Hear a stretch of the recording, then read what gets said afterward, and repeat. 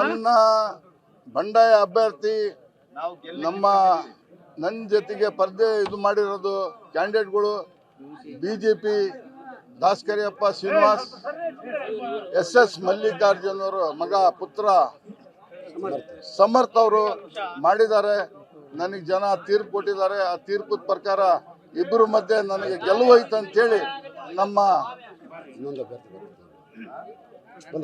ನಾವು ಸಮಾಜದ ಜನ ಎಲ್ಲ ಸೇರಿ ಇವರಿಗೆ ಗೆಲ್ಸಕ್ ಪ್ರಯತ್ನ ಪಡ್ತೀವಿ.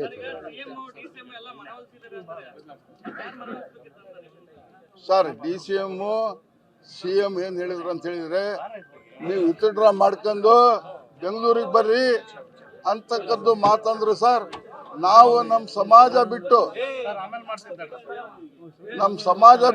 ಆಯಿಂದ ಸಮಾಜ ಬಿಟ್ಟು ನಾವು ತೀರ್ಪು ಅನ್ನೋದಲ್ಲ, ನೀವು ಇಲ್ಲಿಗೆ ಬರ್ರಿ ಅಂತ ಹೇಳಿದ್ವಿ ನಾವು.